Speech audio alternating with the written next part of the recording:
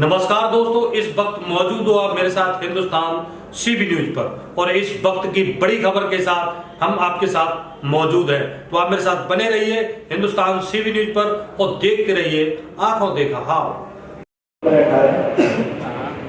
ये बदले में या फिर जैसे ये कोल्ड जैसे नीचे आए हवाई जहाज से जैसे ये हमारी सर्विस हो गई थी रोड पे एकदम गिर पड़ गए थे क्योंकि इतना टेम्परेचर डाउन था।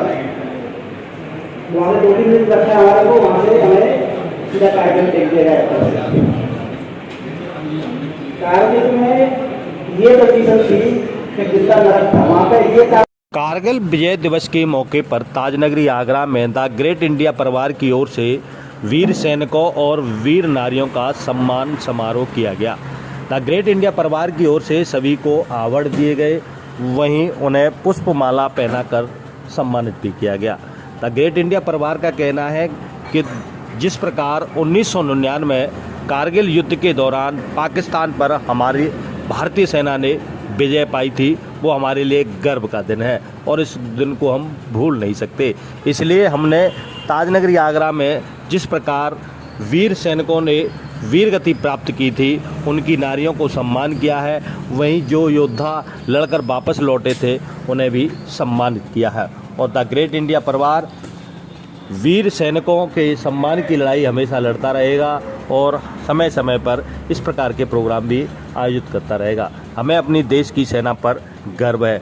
वहीं इस प्रोग्राम के मुख्य अतिथि रहे वर्तमान जिला पंचायत अध्यक्ष मंजू भदौरिया और पूर्व विधायक डॉक्टर राजेंद्र सिंह एवं कर्नल लाखन सिंह सहित अनेक अतिथियों ने पहुंचकर कार्यक्रम की शोभा बढ़ाई और सभी ने वीर सैनिकों की गाथा के विषय में विस्तार से प्रकाश डाला। तो आइए जानते हैं क्या कहना है सभी आगंतुकों का। आप मेरे साथ बने रहिए हिंदुस्तान सीबी न्यूज पर और देखते रहिए आंखों देखा हाल। आगरा से चोप सिंह सक्सेना की खास रिपोर्ट।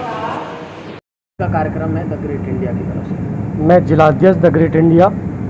आज कारगिल विजय दिवस समारोह था, जिसमें हमने द ग्रेट इंडिया की तरफ से भी कारगिल विजय दिवस समारोह का आयोजन किया, जिसमें हमने आगरा के जो 9 शहीद हुए थे उनके पूरे परिवारजनों को बुलाया और साथ ही जो कारगिल युद्ध में सहभागिता निभाई थी जिन फौजियों ने, उन भूतपूर्व सैनिकों को भी हमने बुलाया और उनका सम्मान समारोह किया। उनको तस्वीर भेंट की, मूवमेंट दिए और उनके स्वागत में मतलब उनके हर तरीके से उनका स्वागत किया और ताकि इस तरीके के कार्यक्रम होते रहें, लोगों में ये चेतना जगाई। कुछ शहीदों की पत्नी एक आई थी यहाँ पे जी, तो 1989 में उनके पति शहीद हुए थे। जी हाँ। तो अब द ग्रेट इंडिया उनकी लड़ाई कैसे लड़ेगा, वो स्मारक की मांग को लेकर के? जी हाँ, हमने डॉक्टर राजेंद्र सिंह जी ये पूर्व विधायक हैं, वो यहाँ आए हुए थे और मंजू भदौरिया जी भी जी वो आई हुई थी यहाँ। श्रीलंका की लड़ाई में उनके पति दारा सिंह जी शहीद हो गए थे और उन्होंने मांग की है कि आप मेरे पति के लिए एक मूर्ति स्थापित करवाई जाए, उन शहीद स्मारक बनवाया जाए उनके लिए। तो द ग्रेट इंडिया इस पर आज ही से काम करेगा और जल्द ही आपको सुखद सूचना देगा। आज के प्रोग्राम के विषय में थोड़ा बताएं। आज का प्रोग्राम ग्रेट इंडिया टीम के द्वारा आयोजित किया गया है। ये जो प्रोग्राम था बहुत ही औसम, बहुत अच्छा प्रोग्राम हम लोगों ने आयोजित किया, उसके लिए मैं बहुत बहुत आभार व्यक्त करती हूँ इससे, क्योंकि ये हमारे जो कारगिल में जो लोग शहीद हुए हैं इनको बहुत बड़ा सम्मान दिया है। ये सम्मान, मेरा निवेदन है कि हमारे समाज के सभी लोगों को ये शहीदों को सम्मान देना चाहिए। मैम आजकल प्रधान जी, किस तरीके का कार्यक्रम था आज जो 26 जुलाई है ये कारगिल दिवस के रूप में मनाते हैं। मैं भी इस कोर कमेटी का मेंबर हूं। द ग्रेट इंडिया पहले भी कई कार्यक्रम फौजियों के लिए कर चुकी है और आज भी किया है। हालांकि ये बहुत छोटा कार्यक्रम हमारी तरफ से जैसा भी हम कर सकते थे, हम तो ये चाहते हैं और गवर्नमेंट से मांग करते हैं कि इनके लिए जितना भी सम्मान हो सके फौजियों के लिए उतना कम है। कुछ के तो अभी वादे पूरे भी नहीं हो, जो गवर्नमेंट ने वादे पूरे किए हैं, कौशल रावत वगैरह है, उनके अभी वादे पूरे, उनकी पत्नी धरने पर बैठी तब सिटी मजिस्ट्रेट पहुंचे तो थोड़ी सुनवाई हुई है। ऐसा नहीं होना चाहिए। शहीदों को अगर धरने पर ही बैठना पड़ा तो उसका शहीद होने का मतलब क्या है? भाई आप जो है छोटे छोटे कार्यक्रम हो जाए, अभी एक अधिकारी आ जाए, एक VIP आ जाए, तुम जो सिर झुका के उनके पीछे खड़े रहते हो। क्या कारगिलों के शहीदों के लिए भी धरना देना पड़ेगा? ऐसा करना पड़ेगा क्या? हम ये की मांग करते हैं सबसे, जो भी कारगिल में शहीद हुए हैं और बिना कारगिल के भी शहीद हुए हैं, शहीद हैं, उनकी सारी मांगें, उनके स्मारक के लिए जगह, उनके घर परिवारों की सुविधा हैं। जैसे पहले पंप गैस दिया, उनको भी कोई साधन देना चाहिए जिससे उनका परिवार, बाल बच्चे सब आराम से सुखीपूर्वक जीवन बिता सके। मेरी एक ही मांग है सबसे कि उनका विशेष कर ध्यान देके प्राथमिकता के उस पर उनका सब लोगों से, सभी केंद्रीय गवर्नमेंट, आदरणीय प्रधानमंत्री जी, आदरणीय गृह मंत्री जी, आदरणीय रक्षा मंत्री जी, उत्तर प्रदेश मंत्री श्री योगी जी, मुख्यमंत्री जी, उन सबसे एक ही निवेदन है कि खास तौर पर कहीं के भी हो, हिंदुस्तान के जो भी शहीद हुए हैं उनके सारी जायज मांगें पूरी करने की कृपा करें, ऐसी मेरी शासन से मांग है। आज ये किस तरीके का कार्यक्रम है यहाँ रोहताबाद में? आज 26 जुलाई को कारगिल विजय दिवस के रूप में मनाते हैं।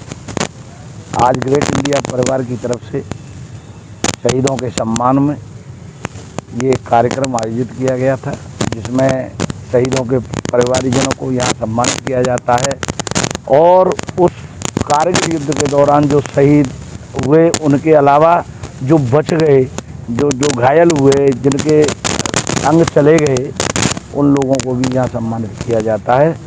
ऐसा कार्यक्रम ग्रेट इंडिया परिवार के द्वारा 26 जुलाई को आयोजित किया जाता है। लॉकडाउन की कैसा लगा? आप इसमें हिस्सा रहे, अच्छे लोग आए और वो जो सेना से जुड़े थे तो पहली जिन वीर सपूतों ने देश के लिए अपनी प्राण न्यौछावर किए और उनके सम्मान में अगर कोई कार्यक्रम हो तो स्वाभाविक सी बात है कि एक हिंदुस्तानी होने के नाते मेरा भी ये दायित्व बनता है कि मैं भी समय उनके लिए दूं और मुझसे जो भी बन सके मैं उन शहीदों के कार्यक्रम में मदद करूं।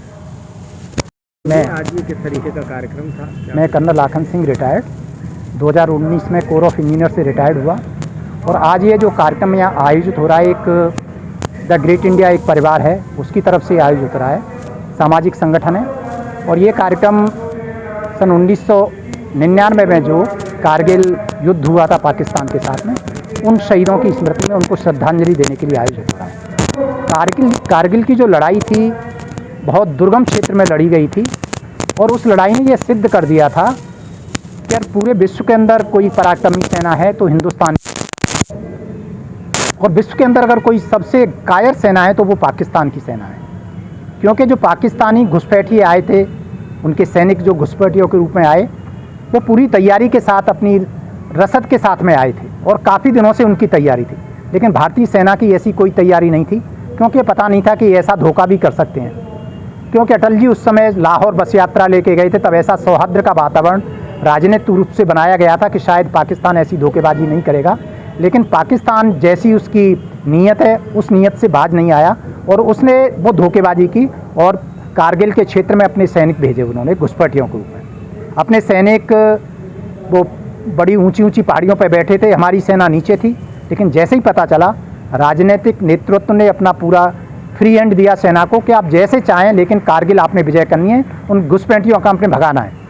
1999 में जब युद्ध हो रहा था, आप ही सेना में थे, तो क्या आपका भी कोई मैं सेना में था, लेकिन मैं एकेडमी में उस समय ट्रेनिंग कर रहा था और जब लगभग ये युद्ध समाप्त हो गया था तो मैं उस क्षेत्र में गया था कि मेरी एक कंपनी थी, तो मेरा भी उस कंपनी का एक जवान शेपर हरी सिंह थापा वो शहीद हुआ था उसमें।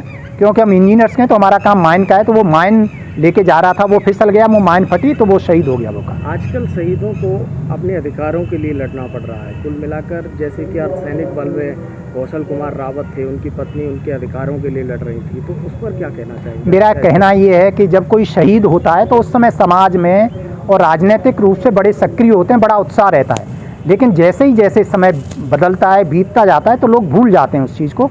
तो मेरा सेना से जो भी आप शहीदों के लिए करते हैं वो बहुत कम है।